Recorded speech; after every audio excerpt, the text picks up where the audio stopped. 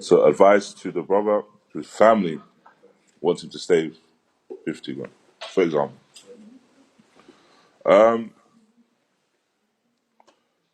It's always, when someone advising with something, so let's say, for example, the family is advising them to save X amount of money, you have to understand essentially where they're coming from. What is the basis behind their advice? Is the basis behind their advice one where it's attached to the dunya? Then of course they need dawah. They need to be advised about dunya. Is it a case of it's a genuine anxiety or concern, let's say, about not having to come back? Then you advise based upon that. So it's really based upon where the person is coming from. So if it's, let's say for example, it's just a case of dunya, no, and so they say I want to save this amount of money because I want to live the most comfortable life when I'm at Hijrah. I want to be as comfortable as possible, which there's no harm in that, and there's no error to some extent. Why? Because no doubt from the things that we desire are spacious homes, and from the things that I also mentioned is that with the rijal, what we seek from the men, what we seek from our wives, generally speaking, is that they are within the homes and they're within the safety of their homes.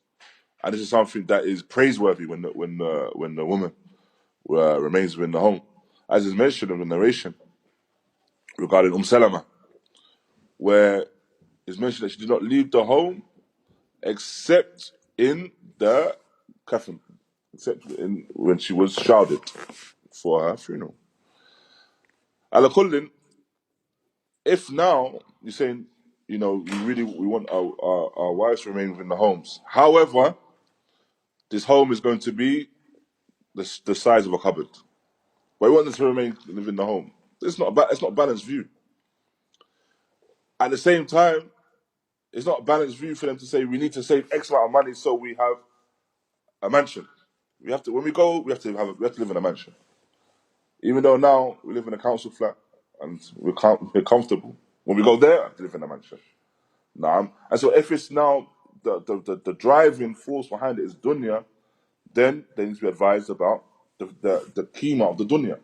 That the dunya itself lacks value. So why would you put yourself in jeopardy remaining in this land to save more money in order to make hijrah, whilst when you really understand the nature of this land that we're in and lands like these, that it can't be a case of you go any day without harm. Every day is going to bring about some harm. Whether you see it initially or you don't, there's going to bring about harm for a person. So a person needs to relieve themselves of that as quickly as possible. And so if, like I said, the reason is dunya, then they need to be advised about that. If it's a genuine concern where they say we need to save X amount of money because I don't want to go there, fall upon hard times, and we have to come back. I don't want to have to come back. And it's a genuine concern or a fear of that. And so they set a particular target.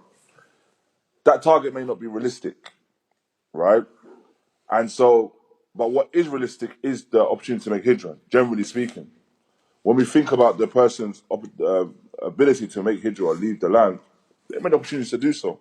And so they should strive to attain those opportunities or take those opportunities. If, however, the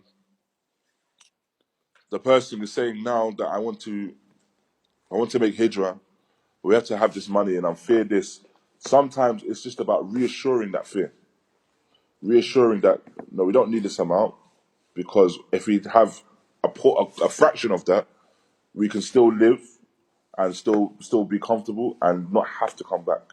And it's just about reassuring those fears that are there. Or it could be that the fears are genuine, that they're founded, and that you do need a certain mablag, a certain amount of money that is really suitable. If that's the case, then the person should strive to get that, inshallah. So it all depends on the circumstance. Is what is requested and what is being now made conditional before they can go? Is it something which is reasonable? If it's reasonable, then seek to fulfill it.